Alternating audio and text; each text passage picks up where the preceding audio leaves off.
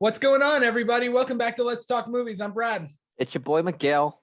And this is one of my most anticipated episodes. I'm really glad Miguel brought it up because tonight we are talking zombies.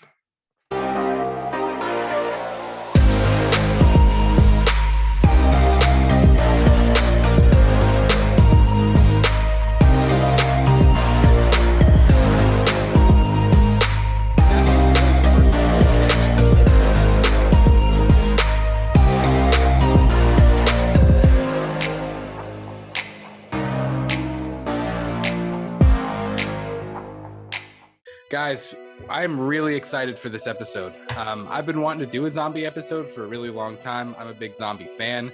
And fortunately, Miguel thought of this because we had filmed this week's episode of Let's Talk Movie News. And we were talking about, Twilight of the Dead, which is George Romero's final script that he had written. And that's kind of starting to come to life a little bit. And Miguel was like, well, why don't we just do an episode on zombies tomorrow? So it kind of worked out perfectly. We actually didn't know what we were even going to do episode 21. Yeah, fellas, we literally just thought of this like 24 hours ago. Yeah, but I'm really excited because I kind of forgot about it, just getting like mixed up over the last few weeks because it's been busy. But I'm really excited we're gonna do it. How have you been doing since 12 hours ago when I saw you? The boy has been so balls deep in this soundboard thing. It's not even funny. Like, I'm loving it so much. Guys, I just let you know, soon, we are getting a soundboard. It's going to be really dangerous when he gets a soundboard. It's going to be so dangerous. And these people don't know what's happening. And I'm already in love with it. I'm currently on a website, and there's so many meme soundboards, and I promise you, we're going to annoy the shit at you. Yeah. And you know what? We don't. But yeah, you guys see what I go through on a daily basis. I'm kidding. First thing, I wanted to bring this up just real quickly. Thank you guys so much. I just saw that we hit 32 subscribers on our YouTube channel. That is awesome, guys. Thank you so much. Everybody who's been leaving us comments, everybody who's been interacting with us on Twitter or Instagram or on YouTube. That's the reason we did this, man, because we wanted to interact with people and we wanted to talk about movies in a community. So thank you so much. My goal was to hit 30 subscribers by 20 episodes, and we surpassed that. So I'm really happy. And again, it was a goal, but I don't even really care about subscribers, man. I really want to interact with people. I think that's my goal with this thing. Well, it's always nice to just know that we have people that enjoy the content we have. That's pretty much. Well, I mean, that's what we're here for. We're here to just share our opinions and hopefully hear your guys' opinions about the whole movie industries. Absolutely. Because honestly, we get really in depth with this shit. We get really emotional with this shit. So we like to see how you guys get emotional with the movie industries. So for sure, we love talking about it with people. At the end of the day, yep. I want to hop right into this. I've always been a huge zombie fan. Zombie films, video games, they were the things that got me into horror. Growing up, for me, it was Resident Evil. My whole interest in the zombie genre and the horror genre. I remember my dad playing Resident Evil Survivor on the PlayStation 1 when it came out. I remember I kind of did never really play it until Resident Evil 4. And then when Resident Evil 4 came out, I mean, that consumed my life that was like our thing, man. We played Resident Evil 4 so much. Honestly, when the day that my dad and I beat Resident Evil 4, you'd have thought we won the fucking lottery. Like, it was a huge deal to us. That's not a long game either, is it? It's decently long. It's got a lot to it. I mean, it's decently long. I think it's longer than 7 was. Seven took me a long time to play through. But honestly, just because like I was busy and I never like sat down long enough to do it. But I don't think 7 was that long of a game. I'm curious to see how Village is going to be, which Village just dropped today. So I'll definitely be picking up Village at some point. Bro, it's like I don't think you realize like it's low key scarier that because if you guys have seen previews of the game, like who who's the guy and like in the latest one, latest reboot, it was like who's the person that follows you? You know what I'm talking about? The antagonist. What? You know how like it's I think it's like in Resident Evil 3, if I'm not mistaken. Whenever they're in Raccoon City and they get chased by the tyrant. Yeah, the Yeah, Tyrant. throughout the game. There's Like Tyrant, Mr. X, there's Nemesis. I mean, there's quite a few of them. yeah, like there's those you have that character like that chases you throughout the game. And that's pretty freaky. But I don't know. It's the fact that this one, like this certain character that chases you around is that woman. It's That like tall woman in the 12 hat. feet tall. Yeah, like I'm not gonna lie, that's freaky as fuck. Have you To seen see that people getting smiling all? What? Oh, I'm sorry. I didn't even mean to interrupt you. Have you seen people getting all horned out about her? Hey man, she a baddie. Shawty, she a baddie. No, but she's scary as fuck too. Like if I was playing the game at night and I turned the corner and I see her smiling, grinning face walking up to me, boy, you best believe I'm dropping like 3 mags on her Right. and I'm running the fuck out of that room because that's scary as hell. Yeah.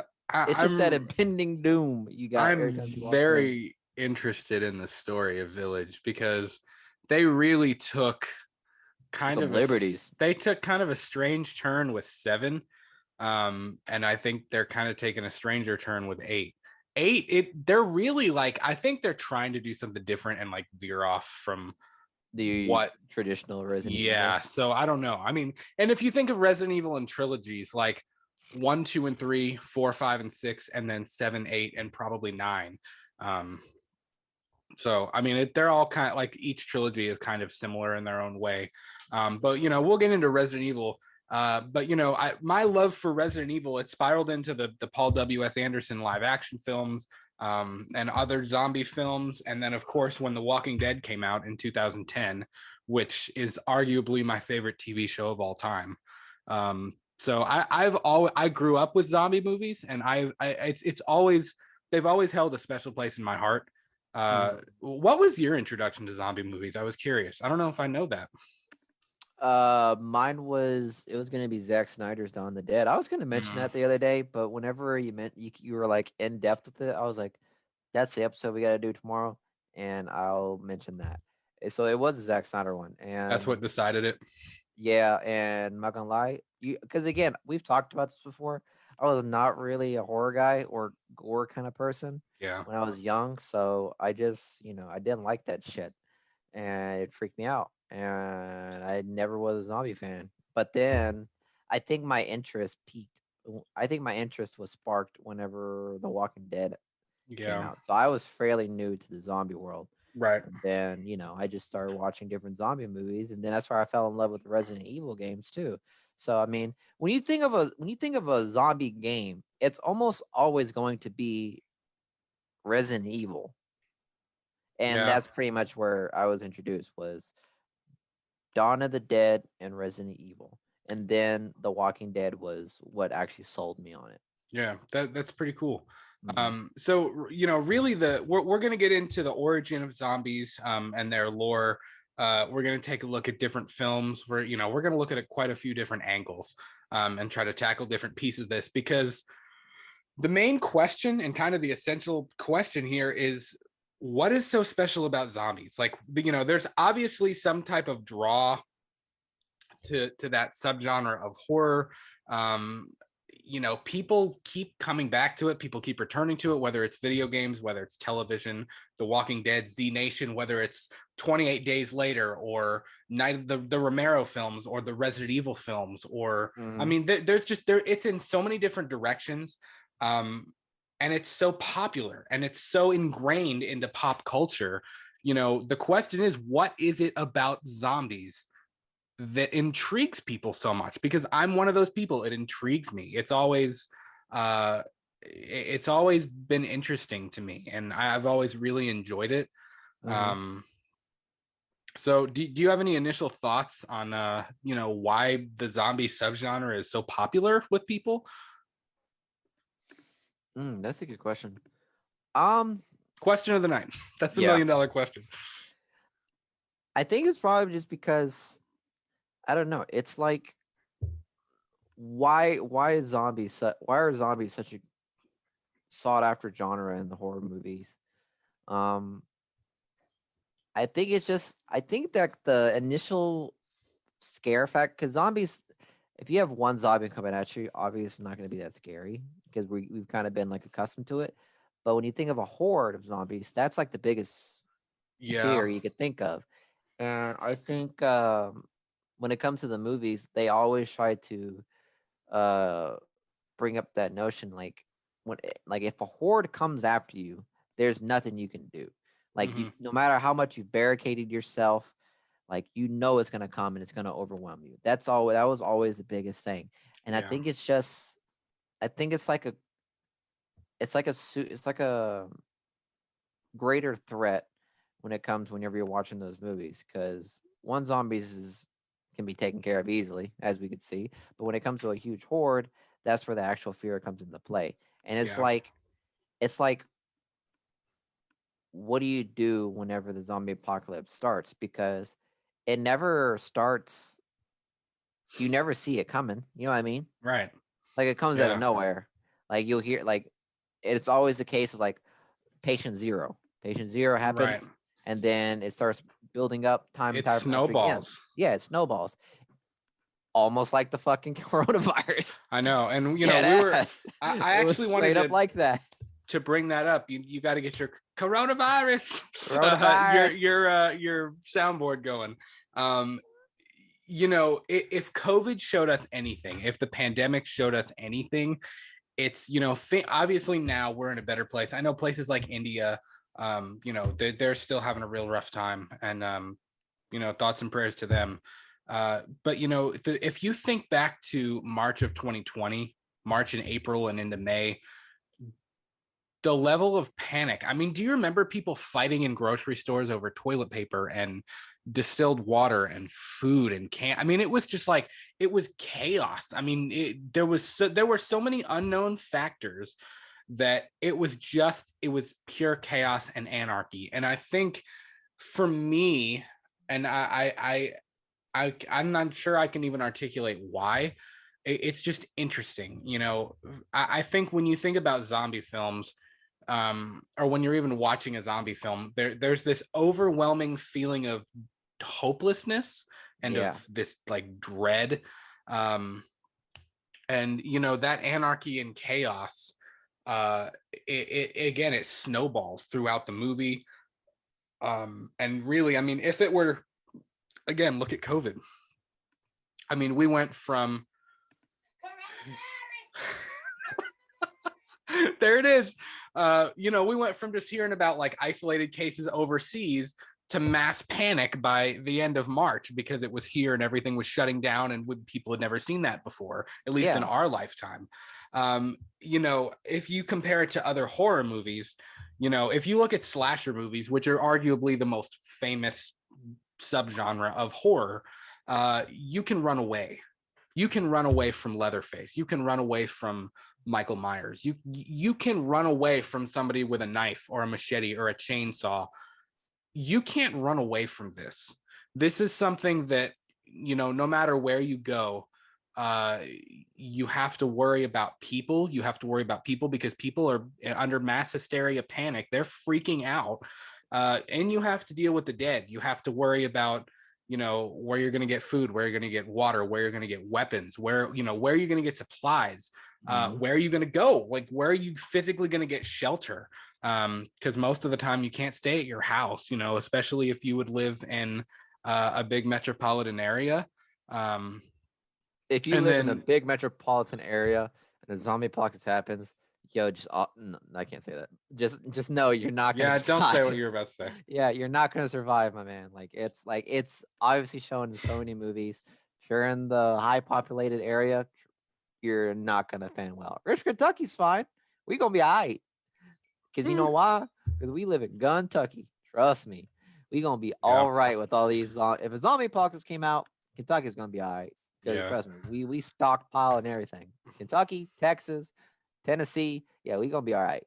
But I think whenever I keep thinking about the zombie apocalypse, I always wonder, like, I always keep thinking, like, in the zombie apocalypse, the big cities are gonna go like Oh fast. Like yeah. they're out But like a even light. look at COVID. It was all it Mhm, was big places that went first. New York, mhm, Hong Kong, places in India. It was in Italy. I mean, Chicago, Houston, LA. It was places like that mhm. that the outbreak, really got terrible first, and then it ultimately spreads. I think again with other horror movie that's targeted, there's usually one killer. He's targeting one specific group of people in the movie, and you latch onto those characters. Mm-hmm. Zombie films are different. They're broad in a way that the other ones aren't. Mm-hmm. Um, and It's like it's like you don't know who's gonna be the last final girl or final person yep, because like out of nowhere anything can happen. right. And There's so many factors mhm. involved. Yeah, exactly. It's just it's so sporadic a zombie film because you don't know who's gonna be off pretty much. Like a zombie could pop out of nowhere. They could be caught in a horde or just anything can happen. When you see like a slasher film, you know what the slasher person's motives are. Like Right. it's to kill that certain individual. But yeah, in a zombie movie, it's just more chaotic, and that's pretty cool. Like that's what's intriguing about it. It's like when you want to go see a zombie movie, you're not really wanting to see the zombie movie, the zombies. You want to see the reaction of everyone else. It's like Right. how are they handling this zombie apocalypse? Because there's every single zombie apocalypse has a different reaction towards it. Mhm. So Well, and they're also interesting social commentaries too, and we'll talk a mhm, little bit more about that when we get into the Romero films. But again, it's the ultimate what if scenario. I mean, people love to people watch when you're in an airport or a mall or something like that. It's interesting to see how other people handle different situations. So mhm. it's kind of like, I think there's so many fan films and there's so many movies and there's so many video games and things like that because it's an endless spectrum of what you could see and what you could do. You know what I mean? Yeah, I see what you mean. So I think it's really, really interesting. Something that I actually thought of uh, that would bother me is, I would probably die right off the bat, to be completely honest, because I'd be too worried about my friends and my family and trying to find people. And I feel like in that situation, you got to be able to be the one who's like, nope. If okay, I could totally see that. But whenever I think about it, when the zombie apocalypse, I always assume I would be the first one to go. But the reason why is because I always picture myself as someone just going straight into the fray. It's like, fuck it. If I'm going out guns blazing. And Yeah. there's a scene in Lord of the Rings that it reminds me of. Yeah, if you guys know what I'm talking about, it's like whenever they're at the final battle and one of the characters just out of nowhere, he just looks back at the crowd and just starts running by himself into the field. I'm like, yep, that'd be me. I'd be like, nope. If I'm Yeah. going out swinging. If I can figure out the name of that guy, please tell me who it is because I love that scene. And yeah, that's pretty much how I would go out. I would Yeah. not survive, without a doubt. You don't think so? No. If I was caught in a corner, I'd go straight I in, think guns I think blazing. everybody would like to think that they're going to be Mila Jovovich in Resident Evil or Rick Grimes, but it's just I would it act would be like them. unbelievable. I would act like them, but I would not survive. It's a Simple as very that. it's a very overwhelming concept, and I It think that's is. why, like, we're going to break this down a little bit more. I actually posted a question in a couple of Facebook groups a few nights ago. Shout out if you're in the Killer Flicks or if you're in the We Watched a Movie fan page on Facebook. I wanted to ask a couple other people because I knew we would have our thoughts, and I mean, of course, I have my thoughts, but I wanted to kind of see what other people thought. You know, if they were into the zombie genre, why are they? If they're not, why not? And there were a couple of interesting things I found. One of the top things that I saw in comments and replies to me were crazy survival techniques. So people inventive kills or just ways that people survive. And we see that even in The Walking Dead. I mean, over the course of the last 10 seasons, we've seen them do some pretty crazy shit to stay alive, even look at the kills, look at Zombieland and some of the spoof films. I mean, some of the fun kills, like in Shaun of the Dead, he's got the cricket paddle. In Zombieland, when they drop the piano on top of him. I mean, just like the whole fun, it's inventive. Zombie kill of the week. I'm not gonna lie. Zombieland is probably one of my favorite ones. Just because of I don't know. It's like I could see people acting like that in a zombie apocalypse. Yeah. It's like, it's like an apocalypse, but you're gonna have some fun with it. And right. I can see that happen. Like you see it, like literally Facebook and social media is still gonna be around, and they're gonna post pictures like, this is the zombie kill of the week. Check it out. Right. You know what's really kind of screwed up though is like, there's TV shows and documentaries about like people who like survival prep and people who actually think that the zombie apocalypse is going to happen. And I mean, anything's possible. I mean, I've been on the alien kick lately. Yeah. Of the whole what the Pentagon released. But there are people who legitimately think that the zombie apocalypse will happen, and they're prepping for it right now. It's kind of sick, but there are people who low-key want it to happen. Like they're ready. They're like, let's bring it on. Like, let's do it. It's weird. It's weird. I don't know. Like, it's fun. Like, don't get me wrong. It's fun to think about. It's fun to play video games and watch it in a TV show or in a movie. But there's no way in hell I want it to actually happen. No way. No freaking way. I don't want that to. No. No, same. Another thing I saw was people, whether it's people coming from different walks of life. I think it was really creative how they did that in Fear the Walking Dead. Madison and Travis were both teachers.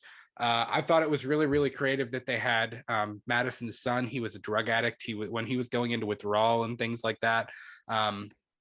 People coming from different walks of life and different occupations and different, socioeconomic statuses and things like that coming together, because at the root of all things, when the shit hits the fan and the zombie apocalypse happens, we're all animals just trying to survive. That doesn't matter. None of that matters. Your job, how much money you have, none of that matters anymore.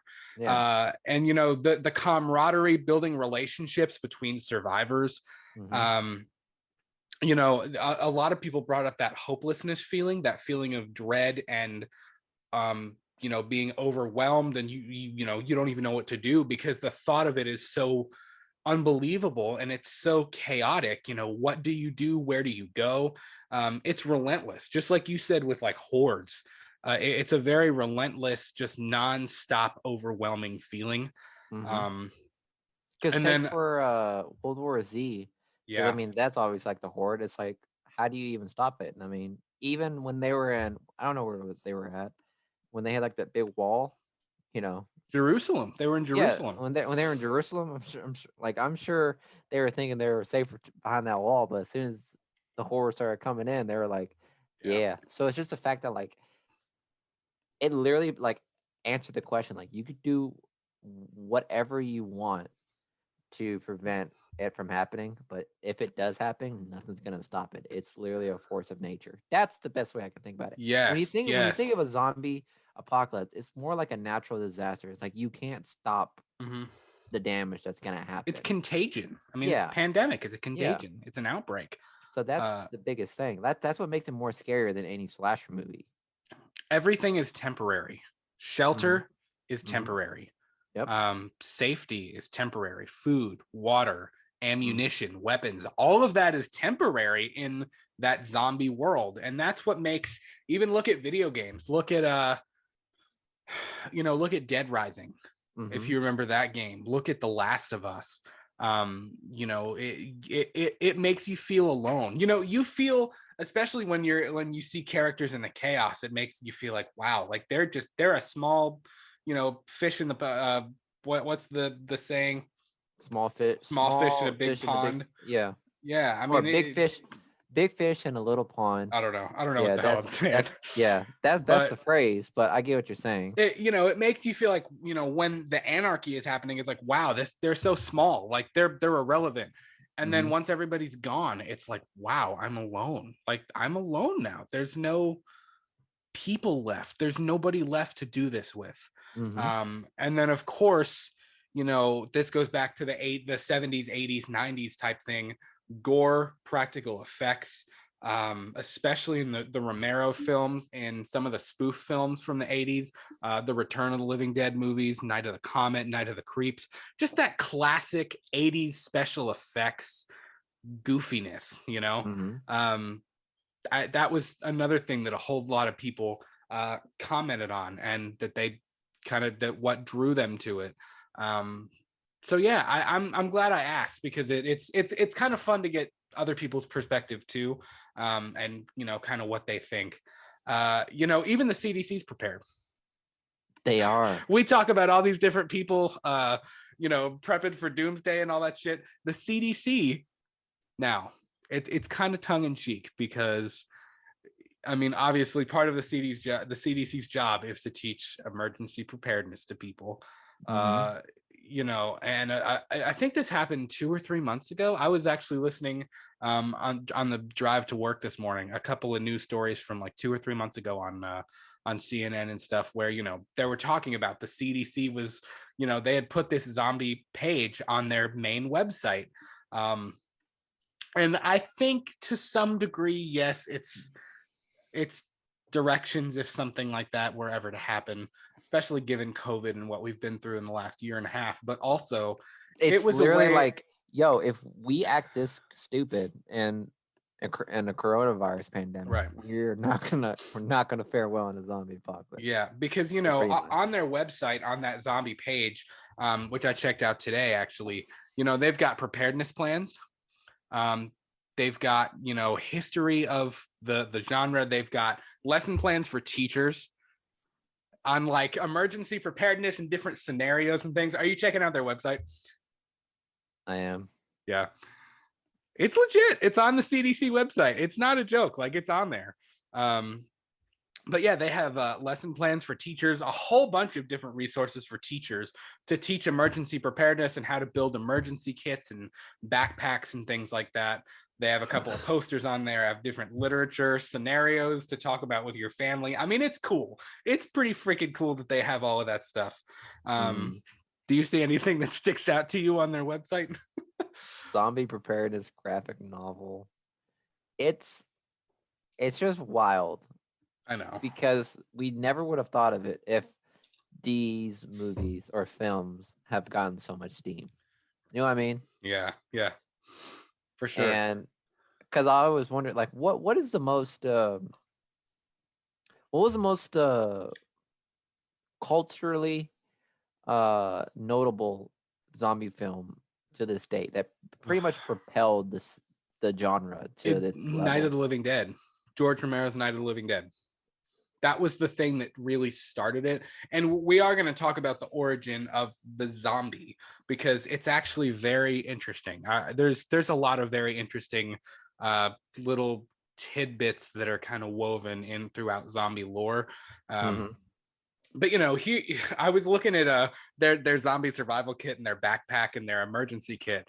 And it's pretty much the typical shit you'd find in an emergency preparedness kit. So in the CDC's zombie survival backpack kit, they have, your backpack, sanitation, personal hygiene products, your multi-purpose tool. You're going to need more of a weapon than a Swiss Army knife to kill a zombie, but let's be completely honest.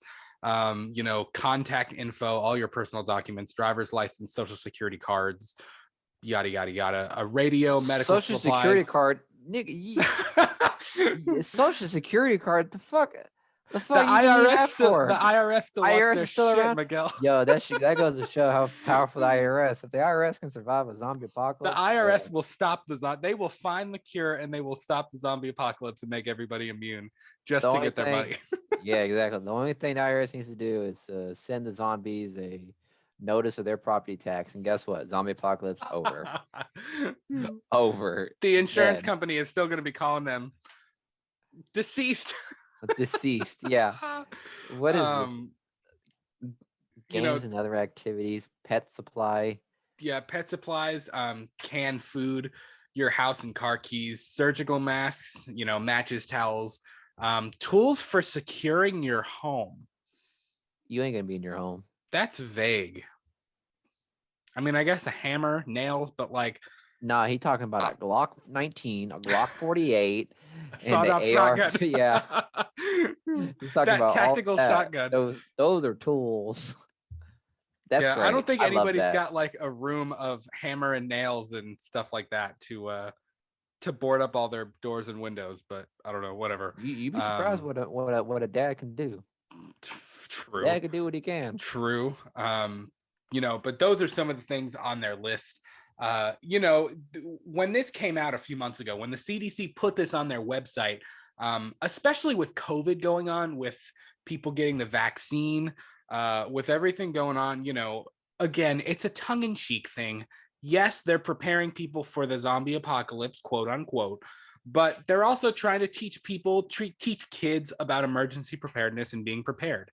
But you have the people who are the crazy, I'm going to prepare for this people, who are over the top.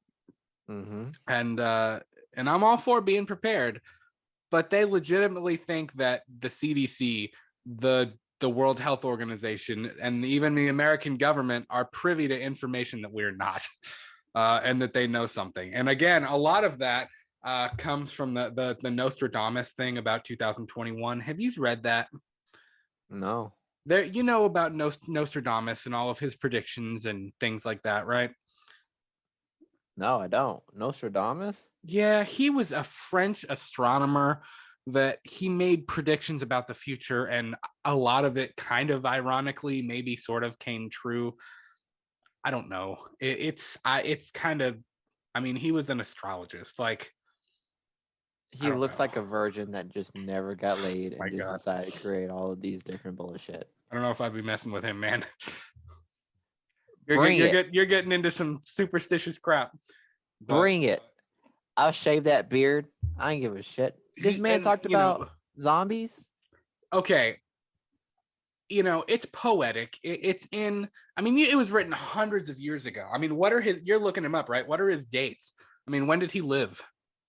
I mean, it looks like he lived 1503. Yeah, I mean, that's like a while ago. Yeah, I mean, we're way past that, obviously. But he did. He looks like Santa Claus' second cousin.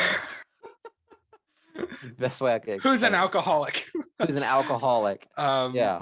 He has made, like, I remember when I was a kid being at my grandparents' house, and my grandfather watched this Nostradamus documentary about 2012, and I know that's a Mayan thing, that's a little bit different, but he just made random predictions about things that kind of like bad events, like Kennedy's assassination, 9/11, things like that, so kind of like coordinated with his prediction. But a lot of people have gravitated, especially with COVID, with the CDC posting this on their website, a lot of people have gravitated towards his prediction for 2021. And verbatim, it literally says, here Nostradamus is predictions for 2021 aren't pretty. Asteroids, earthquakes, plagues, and more. Here, literally verbatim, this is what his prediction for 2021 says. Few young people, half dead to give a start. Dead through spite, he will cause the others to shine, and in an exalted place some great evils to occur. Sad concepts will come to harm each one, temporal dignified to mass to succeed, fathers and mothers dead of infinite sorrows, women in mourning, the pestilent she-monster, the great one to be no more, all the world to end. Who the fuck talks like that? Somebody who was alive 700 years ago, Miguel. Bro, it's literally the CDC is like reading up on Nostradamus. Well, okay. So I When you looked into said this. when you said Nostradamus, I was thinking that character in SpongeBob whenever they thought they're being chased by the hatchling and Slatcher. What is it? Nosferatu? Is that That's what I'm thinking of? Nosferatu. That's Dracula. That's like the old That's Dracula film. He's a who vamp. I That's thought. Nosferatu. No, Nosferatu. this is a historical figure. They all old as hell. I could care less. So I did a little bit of digging with this, and I don't understand how the hell people came to this conclusion. I guess few young people half dead to give it a start. Someone, I don't know how they came to this, but the theory is a Russian scientist will develop the zombie virus and infect the world, and that will be the beginning of the zombie apocalypse. That is what people have gotten out of this. I don't see how the hell you got Russian scientists and zombie. I could kind of see half dead, dead through spite, an exalted place, great evils. You know, I could see that, but the whole Russian scientist and all that stuff, I don't. You're just throwing propaganda on. I don't know where that came from, so I don't really. I don't know. I personally think it was a tongue-in-cheek way of teaching emergency preparedness to people. I really do. I think that's all it was. And you know what? I mean, I know we all know it. The American government, CDC, whoever. I know they know stuff that we don't know. That's fine. I'm okay with that. I get it. I know. I think they're all reading the same book that we're reading, and they're like, well, we got to come up with something, right? And you know, I mean, I'm like, I got my vaccine. I mean, I'm all for it. Like, get your vaccine, people. Wear a mask. Do what you got to do. Let's keep each other safe. But I didn't get zombie apocalypse out of that. And I don't think that the CDC is like, y'all need to start preparing right now. I don't think they're given like the get your shit I don't think they're quick. giving the side eye because of that. I think it was just a fun way of teaching emergency preparedness. You know, we're getting into some deep Fox Mulder conspiracy level shit right now. You know, I mean, like, cue the X-Files music. Miguel, do you think that the CDC is privy to knowledge that we don't know? I mean, maybe. Is the zombie apocalypse coming? Hey, no. Okay, guys, let's be honest. It's not gonna come. If anything, I mean, the worst case I could see is like a drug, like a street drug that's fucking people up and they're being stupid. I could see that happening. You know what I mean? Yeah. But an actual zombie apocalypse where you get bit and you become a zombie, and if you die, you become a zombie. Yeah, no, I don't see that happening. I've even seen people on Facebook and stuff. God, I need to get off of Facebook sometimes. I've even seen some people say about like either the vaccine or COVID itself will mutate into something like that. Hey, the worst thing you can see from this vaccine is a third nipple. That's the worst. Just saying. I don't see a zombie apocalypse happening anyway. I don't ever want to think about that again. You know, so we've been talking about this from a viral standpoint, but you know, if you look at the history of what a zombie is,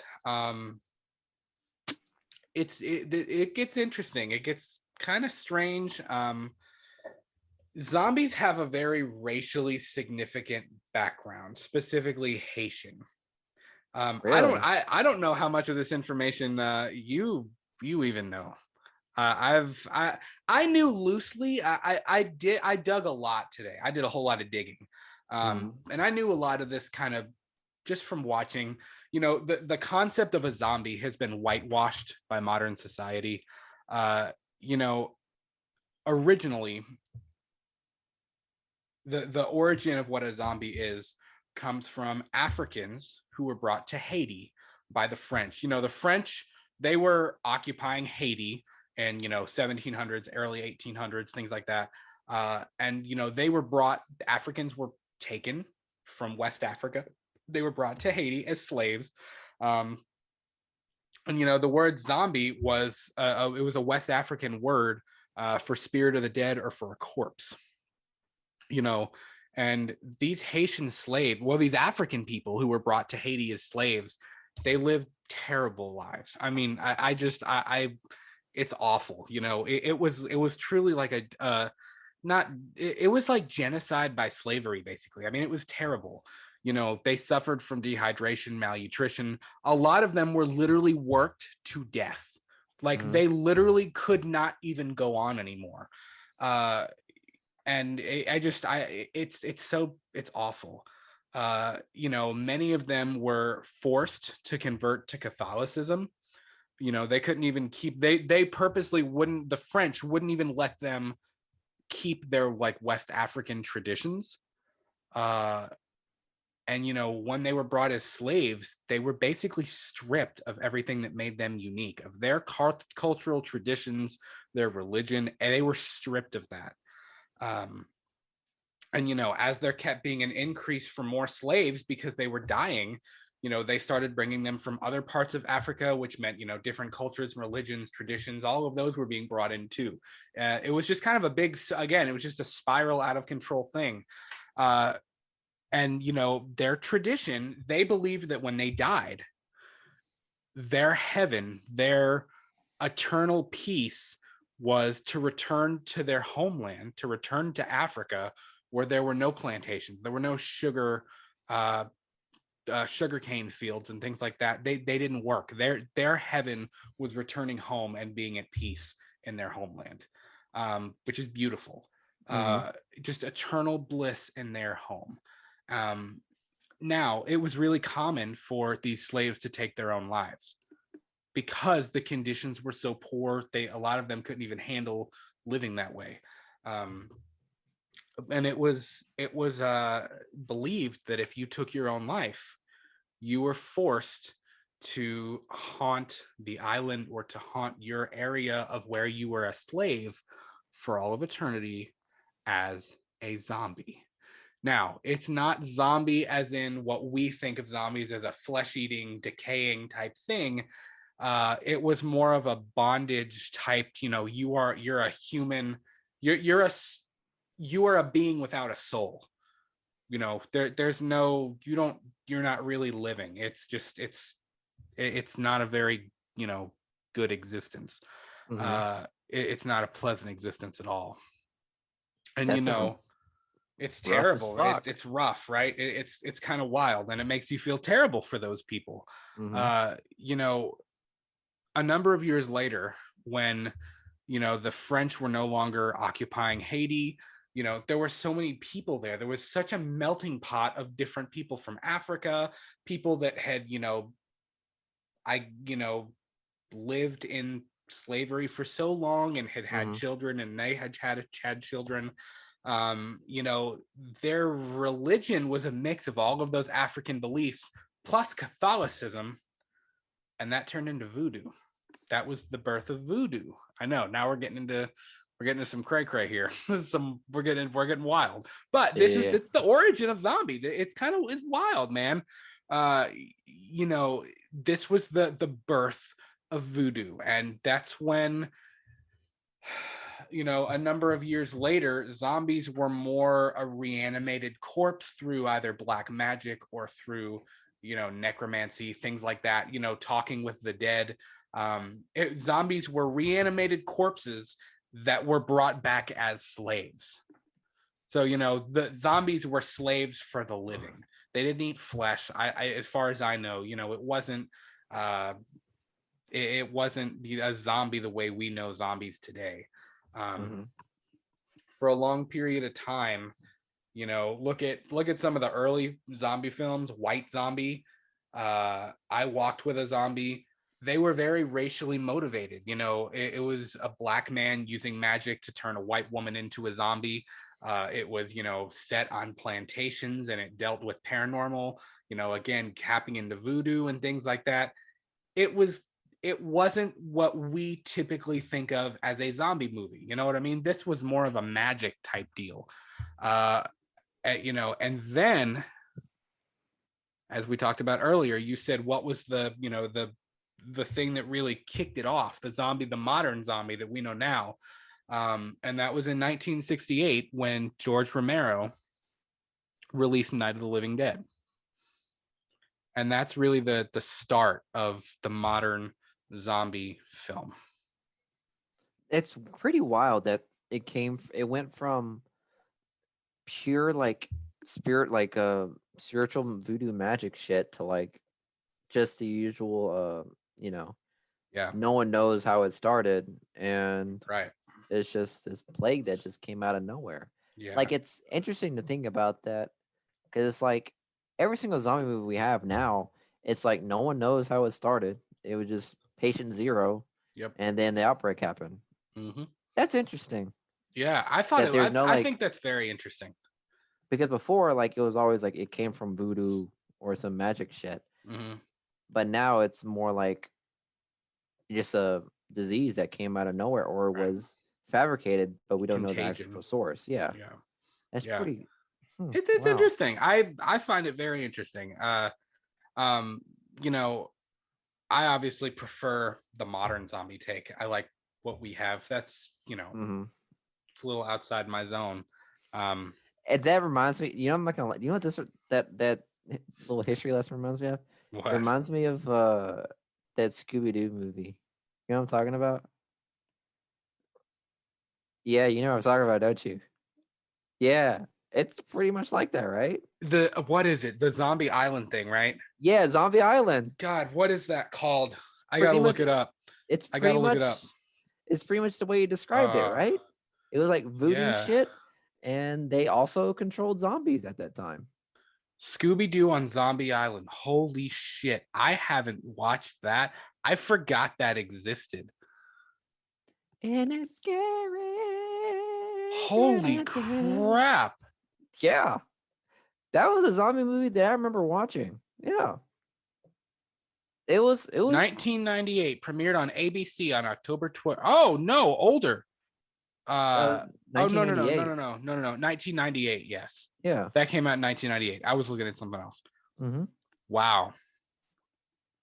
That one had voodoo, zombies. It really did. And werewolves or werecats, whatever those fucking women were. You know what I'm talking about? You just killed me with some deja vu right now. Yeah, like that. Wow. That one was pretty much I remember watching that as a kid. It was like, it's pretty much the way you describe how it was back then. It was like zombies weren't just zombies; they were actually slaves of certain witches that they can control. Right.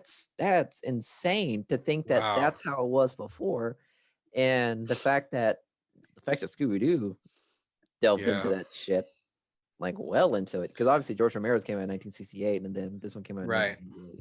That's interesting. That's insane to think that zombie films, there's so many origins of where a zombie can come from, pretty much. You know what I mean? Well, and not only the origin of like the creature itself, but I mean, think about, I don't know. It's weird to think about how it's evolved and how it, how did we go from, voodoo and black, as I hit my mic, voodoo and black magic and things like that, to contagion, flesh-eating, reanimated corpse, that kind of, it's kind of wild. And it's kind of funny because in Night of the Living Dead in 1968, the movie was originally titled Night of the Flesh Eaters. I think there was a copyright issue when they printed the first poster, and they eventually changed it to Night of the Living Dead. They weren't unfortunately, again, George A. Romero died in 2017, which is why, his wife is trying to tap other directors and they're trying to get his final film made. They were never called zombies. He never intended them to be zombies, because zombies at that point were this original voodoo-esque kind of monster. It wasn't a zombie like we know zombies. That didn't exist. They called them ghouls. In Night of the Living Dead, they never once referred to them as a zombie. They referred to them as ghouls. And, famously, Night of the Living Dead was loosely based on Richard Matheson's novel, I Am Legend. Yes, the Will Smith movie, I Am Legend. That was a novel in 1954 that was, loosely inspired Night of the Living Dead, but also inspired the Will Smith film. I don't even know what year did Will Smith's I Am Legend come out? It came out in like 2000. It was in the 2007. Yeah, 2007. But yes, the same novel inspired both of them. I like the Will Smith I Am Legend movie, by the way. I think that's a good zombie flick too. Again, CGI'd. It's a little much with the CGI, but I can deal with it. It's fine. It's got a nice 2000s horror feel to it. I dig it. And they did the whole New York thing really well with, what would New York look like after the apocalypse happened, that was really interesting. But yeah, they were never zombies. The intention was never to have them be zombies. They weren't zombies because at the time, what we think of as a zombie didn't exist. It was this voodoo style zombie. And Night of the Living Dead was it was a very taboo film. It was grotesque. It was gory. It was something new that people kind of weren't prepared for. And it's funny because again, race is brought up again in Night of the Living Dead because George Romero, again, famously, when they wrote the script, and they didn't do this, even on purpose. I don't think they meant anything by it, but they had originally planned on having a white actor for Ben, for the main role. And Dwayne Jones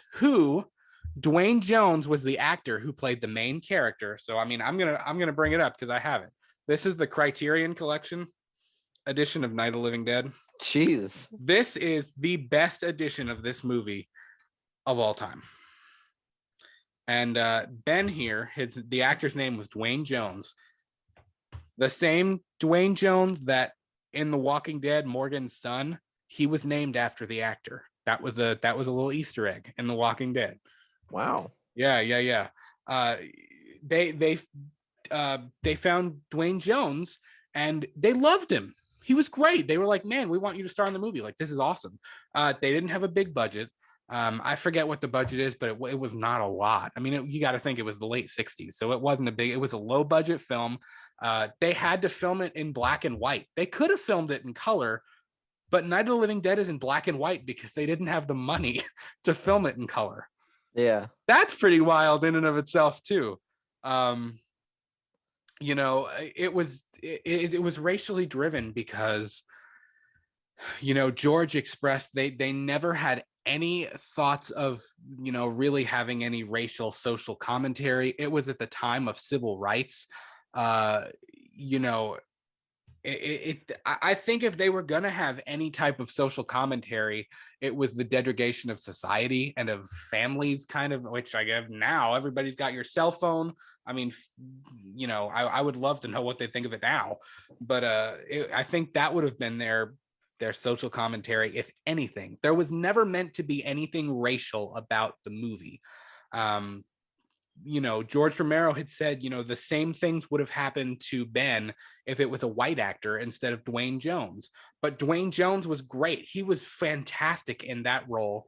Dwayne Jones was kind of apprehensive, I believe, about taking on the role and being the lead in the movie because he was Black and because it was the time of civil rights. And you want to hear something really, really wild, Miguel. I didn't know this until I was actually watching an interview the other day with George A. Romero, and he said, Dwayne Jones was already apprehensive about playing the lead because he was a Black man. Mm-hmm. It was already at the time of civil rights. Tensions were high. And they shot the movie. They did it. They were going to release it. They had the final cut of the film on film because, again, it was the 60s. Nothing was digital yet. They had the final reel of the edited film, and George Romero, who else was with him? I forget what the other guys' names are. A couple of the producers, the guy who co-wrote the script with him, they were in the car heading to New York City to try to get potential distributors of who was going to distribute the movie. It was just in the drive-in circuit. So it was at drive-ins, it was at small town theaters. It was nothing crazy. It wasn't at any, festivals. It was nothing wild. It was a small, low budget flick. And they were in the car already worried about the racial implications of having a black man as the lead. And as they were driving the cut of the film to New York, they heard on the radio that MLK had been assassinated. Damn. Yeah, I mean, that's pretty heavy. That's like, I'm sure as a director and as a writer and somebody who's trying to get this movie off the ground, when you're already kind of like leery about it, I mean, that's kind of got to stop you in your tracks. Like, should we even do this? Like that was a big step forward, and props to them for continuing to, what I mean? For not backing down and being like, oh, we don't want a part of this, Yeah, props I hear to them you. for doing that. I mean, and seriously, Dwayne Jones was great in that role. He really was. And it's kind of ironic because he's shot by white guys at the end. He's not killed by zombies. He's shot by two white guys at the end of the movie with guns. Many of the zombies are white in the film. I mean, it's just it's kind of wild. Night of the Living Dead is it's claustrophobic. It's not. Night of the Living Dead doesn't have that big wide scale broad chaotic feel. It's chaotic, but it's not on a grand scale like World War Z or something like that is. It's very intimate.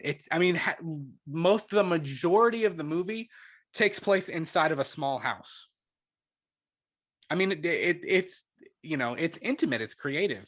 But it still manages to play on that chaotic, uneasy feeling. The radio broadcast, the TV broadcast, they don't really understand what's going on.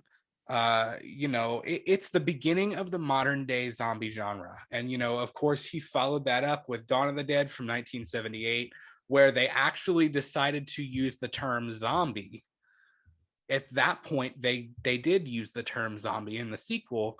And that was the birth, really, of what we know as zombies today in World War Z, in Resident Evil, in The Last of Us, in 28 Days Later, and everything we have now. And that original trilogy really, I think it established all of the classic tropes: the contagion, the bites, widespread chaos, the pandemic, people freaking out, people fighting zombies. I mean, that was the beginning of it. I mean, even look at what's his name? Harry. Brad Pitt. Oh, okay. No, Harry. There's this old white guy, and he's trying to take control of the situation. He won't let Ben take control of it. And I mean, it's just it's chaos. It's people fighting people. It's people trying to figure out the best way to survive. And even the remake. I got the remake too. I'm showing off a little bit. I am. And I don't even care. Tom Savini actually did the remake, which is pretty dope because Tom Savini is one of the makeup artists who was a kid working on Night of the Living Dead. And he's still alive. He directed the remake of Night of the Living Dead. It gets a lot of hatred. I don't know why. I enjoy it. I think it's a good remake. I'll have to check it out because yeah. Is it the same premise? Like same stuck exact in a premise. house, all thing. Same exact premise, just an updated, colorized version of it. So yeah, pretty interesting. Mm-hmm. A lot of interesting stuff. The Candyman is the actor? Huh? Yes, the guy who plays the remake. Candyman? Yes, Tony Todd. Cool. Yes, I'm trying to see if there's a picture of him. Yep, Tony Todd actually plays Ben in this. He reprises Dwayne Jones's character in the remake, which is pretty cool. Yeah, that is. And he cool. does a great job too. Dwayne Jones and Tony Todd both kill it as Ben. They do an incredible job as that character. And I really like that character. You know, he's level-headed. He's trying to do the right thing. He's trying to figure it out. He's trying to, you know, keep people safe, because you have Barbara. I will say, I love Night of the Living Dead, but Barbara in the original movie is the most annoying character in a movie of all time. Like, she, you know, because at the beginning of the film, she's with her brother. They're going to visit, I believe, a dead parent or something in a cemetery. And her brother's messing with her. He's like, they're coming to get you, Barbara. Like, he's messing with her and he's being stupid. And he ends up dying by a zombie. And she basically goes into like a catatonic state for the rest of the movie. So, like, you know, Ben, who's the main character, is trying to figure out like what we're going to do, how are we going to survive, boarding up the windows, doing this, doing that, trying to keep everybody safe. And she's just like, I don't know what I'm doing. I don't know what to do with my hands. Like, she's just, I don't know. She's a really, I find her character really, and I love that movie, but God, her character is so annoying. She's just like catatonic. And then I think in the remake, she finally grows a pair of balls at the end and like becomes legit. But it's just funny. It's funny how her character evolved in that movie too. Man, the fact that it came from all of that, and now we have what's come now to what we say is what zombie CGI zombies, pretty much. Yeah. Like we've come to that notion now, and it's Right. insane how like practical effects have changed over the years. For Because sure. just looking at the screenshots of all of these previous movies, it's insane to look at how far we've come, but also like how much we've gone back into like the effects of a movie. You know what I mean? Yeah. And it's funny because, you know, I had mentioned that Night of the Living Dead was, it was kind of taboo. It was very grotesque. You know, at that point, gore wasn't really a thing. You had horror films, but they weren't that gory. I mean, even, you know, look at, you know, 6 years later, the Texas Chainsaw Massacre came out. That movie is not really, there's no gore in it. Like, it's not a gory movie. It's crazy. And it kind of tricks you into thinking like, you know, wow, this is some god awful crime, but like, there's no gore, there's no blood really in that movie at all. And this, I think the fact that it's in black and white kind of like saved it a little bit almost. Yeah. You know, there's a few scenes, you know, when zombies are eating people in black and white, and there's something about when they're ripping like intestines and organs and shit out of people, seeing that in that gritty late 60s black and white film, it's weird. Like, it kind of rubs you the wrong way and it's creepy, but it really works. And that's where George Romero was a genius and of course he didn't intend to shoot it in black and white. They just didn't have the money to do. They were too broke to do it otherwise. So it's just kind of funny how, you know, whether it's stuff like that, or it's the race thing, or it's just, you know, little things like that. It's funny how it just interweaves itself through, you know, through history. If we go on even the 80s and the 90s, you know, we stuck to that traditional Romero style, that modern zombie take. You had Sam Raimi's Evil Dead and Evil Dead 2. Two of my personal favorites are Night of the Comet from 1984, Night of the Creeps in 1986. You would love Night of the Creeps. Yeah, I think you would love all of the 80s zombies movies because they're fucking insane. They're just crazy. It's so off the wall. You know, and the other interesting thing is a lot of the 80s films, specifically Night of the Comet and Night of the Creeps, they're spaceborne viruses. Spaceborne? They're spaceborne. Yeah. You know, like at the beginning of Night of the Creeps from 1986, it shows an alien and its crappy practical effects with aliens. And an alien crash lands on Earth and releases these like parasitic worm things, and the parasitic worms like slither into people and make them become zombies. It's stupid. It's got this retro 80s silly vibe to it, but it's dope at the same time. Um, so you have that, but then you go to Return of the Living Dead and Return of the Living Dead Part 2. I swear we are going to do an episode on Return of the Living Dead because I want to have a marathon where you and I watch that. I think you are going to fall in love with the Return of the Living Dead films. Is it tacky? It's spoofy. I mean, it's meant to be spoofy. It's meant to kind of, you have the Romero films, which were serious, but the Return of the Living Dead films kind of were a joke on that. It was like a play on the seriousness of the Romero films.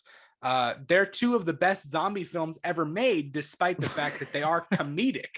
Like what? That's funny.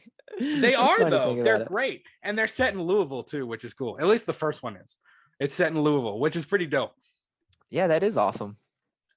Wow. Okay. Yeah. Well, Like I'm down for that. it's so punk rock. Like it's got all the characters. The one girl's name is Trash. Another one is Spider Scuzz. Like it's just like these punk rock like teenage kid characters.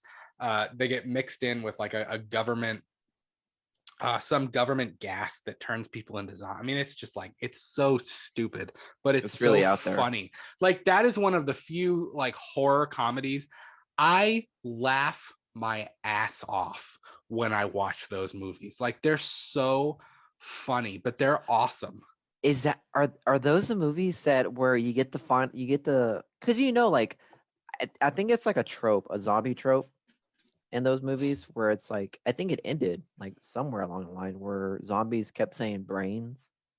Yes, because that's the whole with Tarman and everything. That's the whole, like it's Flesh, like Night of the Flesh Eaters. That was the original title for Night of the Living Dead. They just like the only thing zombies can say, the only thing in their vocabulary is brain. Well, yes, but also like at one point, the mortician, I forget the actor's name. The mortician says like they get a zombie strapped down and it's just like her torso and it's like her like decayed titties and stuff around that. Like it's just funny. It's supposed to be stupid. And he's like, why do you eat flesh? And she's like, not flesh, brains. It's funny, man. I think you of all people would appreciate it because of how spoofy it is.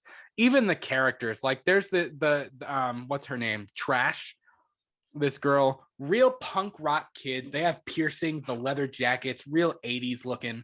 And there's the leader, I guess, of their group, punk rock guy, leather pants, black leather jacket, studs, spikes, and he's just like, I don't understand why people don't understand punk rock. Like punk rock is my life. It's just my life. And then there's Trash, which is this girl. She rips off all of her clothes, full frontal nudity, and she's like grinding on his leg and grabbing his junk and stuff, and he's just like, I don't understand punk rock. Like it's so funny, man. This summer we need to make a day and we need to watch those because I think you would really enjoy it. Summer's gonna be all about zombies. Okay. I don't know. It's funny. It's really, really cool. And then of course, we wouldn't be doing this episode justice if we didn't talk about Resident Evil. Mm-hmm. Because you had all those zombie films from the 80s like we talked about in the early 90s, but really from the early 90s on, the zombie genre was kind of dead. There was no, ironically, it was dead. Nice one. I didn't even mean to do that. Slashers, paranormal horror, they had taken over the main stage, and then Capcom released Resident Evil on PlayStation 1 in 1996. Really Resident Evil is credited with bringing zombies back into pop culture consciousness, and it created the survival horror genre. And again, Resident Evil is the thing that got me into horror. I mean, I owe a lot to Resident Evil. I really do. And I will always love that series. You know, no matter how crazy they go with it, I will always stand by that series. I will, because of how much it means to me. It's nostalgic for me.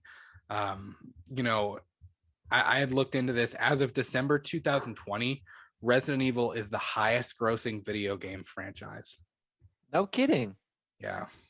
Well, look at it. It's got 27 different games with including Resident Evil Village. It's got 27 different entries. It's got all the novels. It's got 7 live action movies. It's getting, you know, it's got a plethora of three animated movies. Yeah. It's got 3 animated, plus it's getting a 4th from Netflix. They're doing the reboot in Welcome to Raccoon City. They're doing another Netflix series. I mean, it's just like there's so much. And the other thing was, I know people loved it, and looking back on it, like, I hate it. I've tried to go back and play the OG versions of Resident Evil 1, 2, and 3. I can't do the third person. You can't see what's around the corner. That's hard, man. You don't like the third person? I really don't. And I don't know. I when I was a kid, it didn't bother me, but now that I'm used to second person and first person in the VR and stuff, it's like I can't go back to it. It's just hard. Even the way Outbreak was, I loved the Outbreak games, File 1 and File 2. But it was too much. I can't do the third person anymore. And that's kind of funny. You know, we talked about the Resident Evil trilogies because Resident Evil 1 through 3 was third person. Resident Evil 4 through 6 was second person. And now we're getting into the VR. Everything is in first person with Resident Evil Biohazard and Resident Evil Village.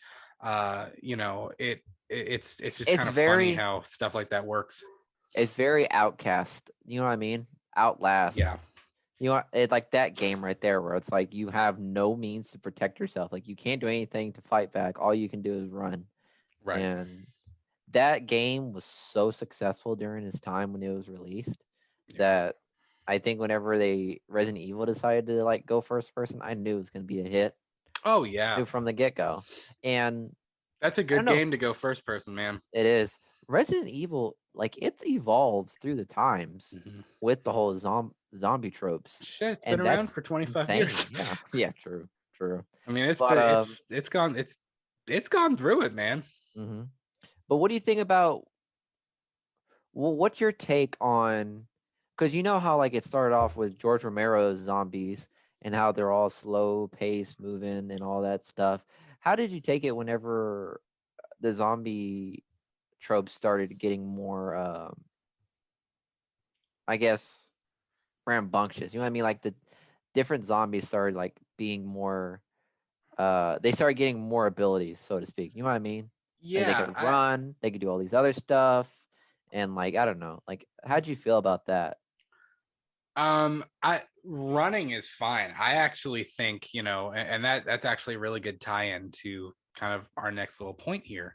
You know, in the early 2000s, you know,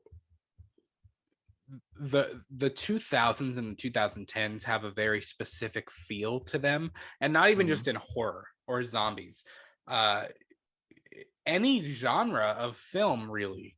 You have to admit the 2000s is a very specific atmosphere. It's a very specific feeling to movies. And the 2000s really kind of pushed this new trope where zombies could run. And it's funny because, you know, George Romero despised that. I remember reading something about that. Like he didn't like the way zombies were being presented. George Romero flat out modern said, area. He flat out said, if zombies are running, they're not zombies, because he didn't think it was like physiologically like possible. Like if it's a decaying corpse, how can they run? But I don't have a problem with that. I actually think it's terrifying. I'll tell you what, if the zombie apocalypse does happen, I hope they walk. If they run, I'm done. I'm screwed. It's like I'm done. It's over. It's like Zombie Land. It's like rule number 1, cardio. Right. First person to go, the fat bastards. I was like, yo, okay, I'm sorry. But yeah, I think the zombies that I think that scares me the most is the Zombieland ones because they run and they have just as much strength as they have as a normal person. And that's the scariest right there because Right. with George Romero's, I mean, they're just slow walking, moving and all that stuff. And there isn't much they can do. So, I mean, those are easy to take care of. I'm over here talking like I can fucking do it. No, obviously I fucking can't. Just saying. But if given the choice to choose a zombie to fuck with, yeah, I would choose George Romero's. I wouldn't choose any other ones that can run and shit. Because one, I have bad knees, so I can't run all that well now. But yeah, it's the fact that like it's funny to think that a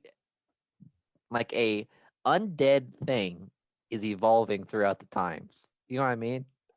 Yeah. So you know what really started that, right?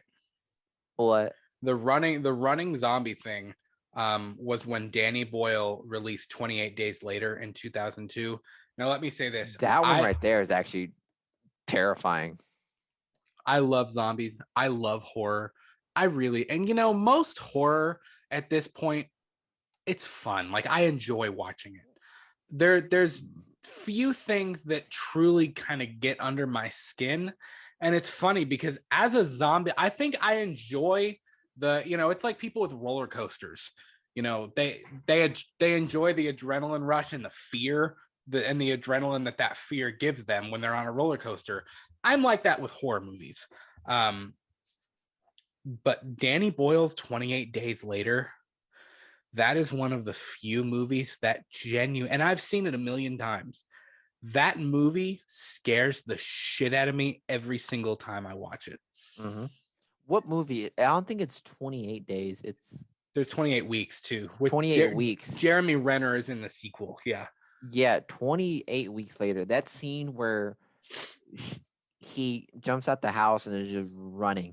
And you could see from the valley. That's the opening, man. That's the opening of that movie. That's the most scariest thing you could ever think of right there. Not only do they run, I remember where I was sitting the first time I watched that. I was watching it with my dad. And the first real, I think, I haven't watched it in a while. The first real zombie that you see is a priest. It's that's when fucked up. That set the bar. It's when what's his name? Cillian Murphy, when he wakes up from the hospital and he goes in the church, and he's kind of like, hello, is there anybody around? He's like, what the hell is going on? Where is everybody? And he's in London. And he says hello, and he looks in, like he's looking down in the pews, and suddenly he says hello, and it's like people sleeping in the pews, and they just go. Those zombies right there. And they're like shaking, and they're staring at him, and he's like, what? And when that priest walks out, and his eyes are bloodshot, and he's like, and he's just like, I mean, God, that movie scares me. It's creepy. It's weird. There was a scene that really freaked me out was whenever the rats. It was some guy was behind the window. It was like, I think it was like in days or weeks. I think it was in days. Like it cuts to one of the zombies behind the windows, and he just bursts through. Like it's just like, there he is, and boom. I don't remember. Like it's like, well, I remember. I'm looking at a screenshot right here, and it just jogged my memory, and that's what it reminded me of that scene right there. I have the chills right now. Like that movie. That is one of the few movies that genuinely it gives me the creeps. I like it. It's a great movie. I mean, Danny Boyle killed it with it, but man, it creeps me out. When they're in the tunnel, when they're trying to change the tire in the tunnel, and all the rats start running towards them, like the rats are running away from something. I mean, that is, you wanted to talk about your heart sinking. And the music for that movie is terrifying. Yeah, the score itself. Yep. The main title for that movie is called In the House in a Heartbeat. Yep. That's what's so scary about those. That's why it's creepy, man. It scares me. That's why I said I'll take the slow running zombies. I'll take the Walking Dead zombies any day of the week. But if I get 28 or 28 weeks later zombies, Yeah. I don't know if I could do it. Let's be completely honest, though, and I've had this conversation with my parents. Out of all of the zombie universes, of all the different zombie IPs, the hardest one to survive would be Resident Evil. Yeah, no shit, because you got fucking toads and Well, lickers because over you here. you have the zombies. Well, first of all, you have zombies that run and zombies that walk, so you're already screwed either way. You have zombies that jump too. Yeah, plus you have the monsters. Plus you have like the big monsters like Nemesis and Mr. X and Tyrant. I mean, like you're Resident Evil, you are so screwed either way. Yep. You know what I mean? And it's not like you have the health spray can to be like full health bar. You can't eat that. You can't combine that green herb and the yellow herb and the red herb and whatever. It make fucking pills. You can't be popping pills and the health bar goes up. Yeah, that shit don't exist, my man. That's so funny. But yeah, I mean, I like the running zombie thing, and of course, my man, Zack Snyder, Dawn of the Dead, killed it with that 2004 Dawn of the Dead remake. Absolutely killed it. And that was a running zombie thing, and I think George Romero had a problem with that. He didn't like the fact that they ran. I don't have a problem with that. I think that makes it more I think I remember seeing it may even be in the, because this movie has, let me see, this is the Shout Factory collector's edition. Ving Rhames is in this movie. What's his name? I forgot what his name is. He's a black fellow. You know what I'm talking about with the mustache? Yeah. Ving Rhames is awesome.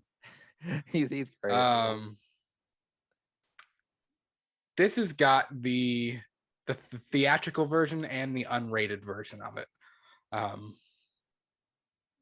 was gonna ask you, now that we talked about Zack Snyder's one, I was interested to see what you think what Army of the Dead's gonna think of.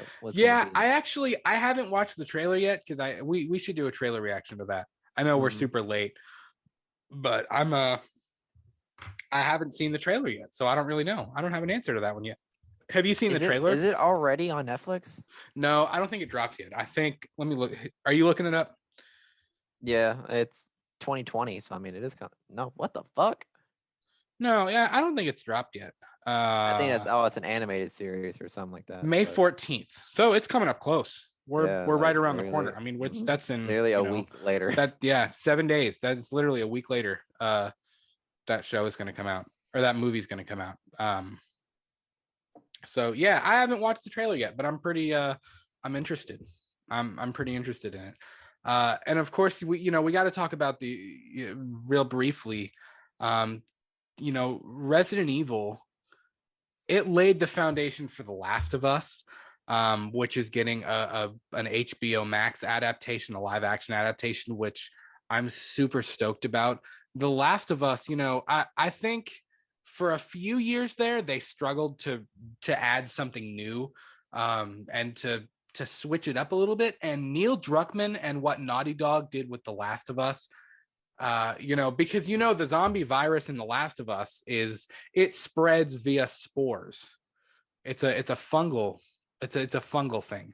The zombies are they have a fungus growing on them, and that's where you get your clickers and your runners, and you get different kinds of zombies based on where they're at with the fungus growing. And I mean, that was really, really creative too.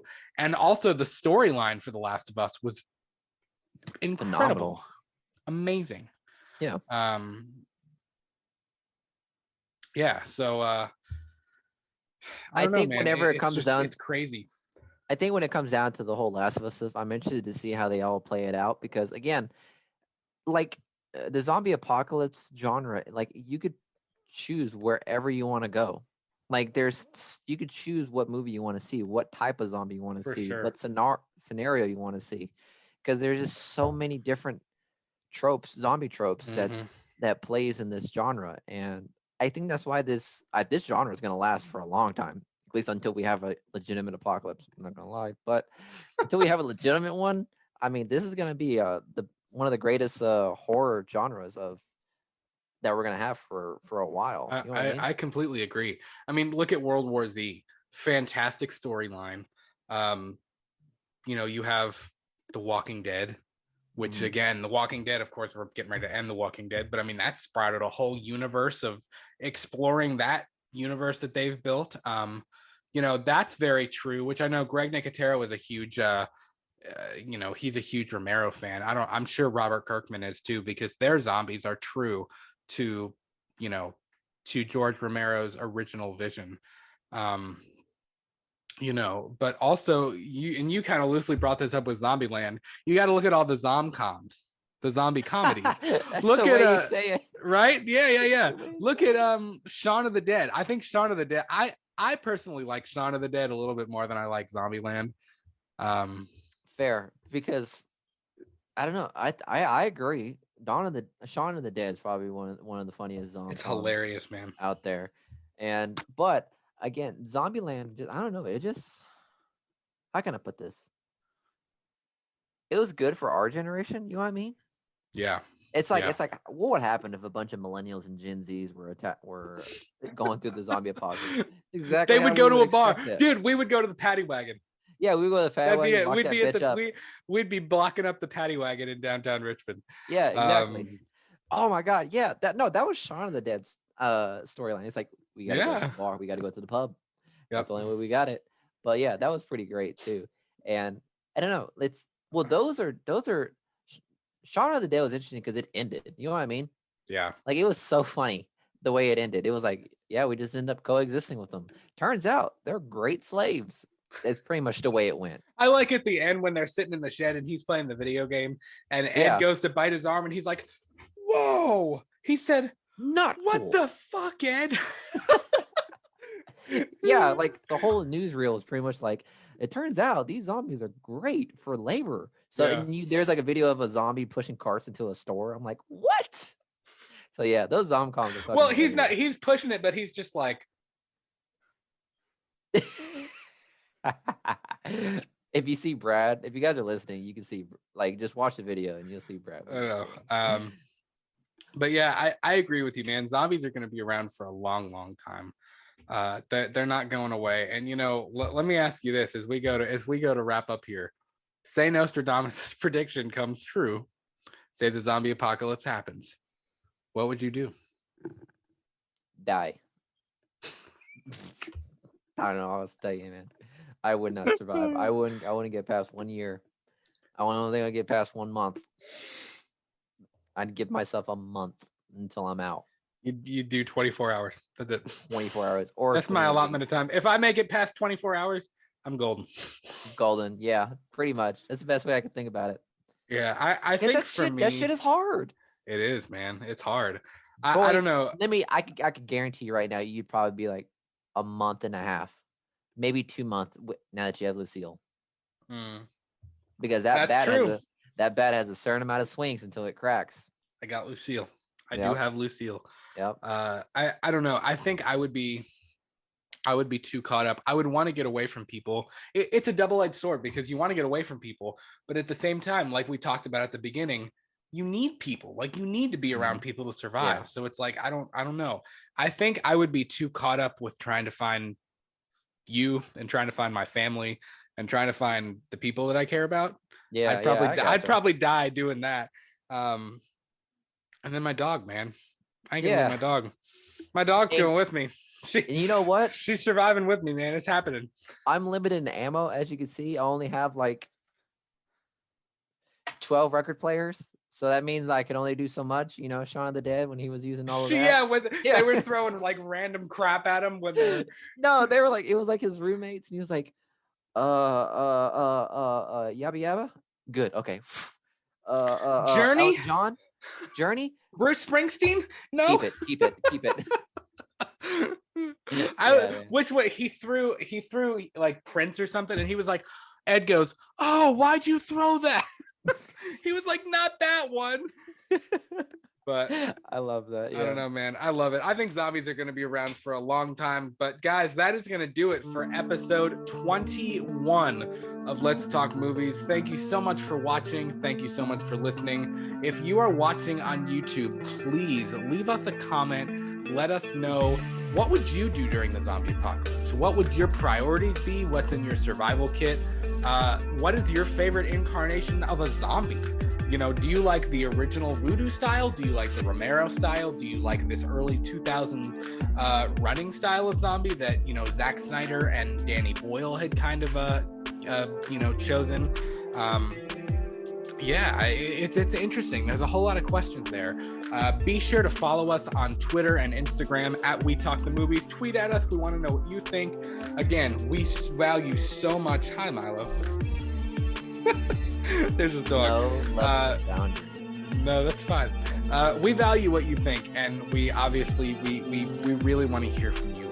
So we will be back this Friday for episode 5 of Let's Talk Movie News, and then we will return on Monday evening at 8 p.m. for episode 22 of Let's Talk Movies. We hope that everything is great in your world. Stay safe, wear a mask, survive the zombie apocalypse, get your preparedness kit ready, and we'll talk to you soon if Nostradamus' thing doesn't come true before then and the zombie apocalypse didn't start. Bye! Bye.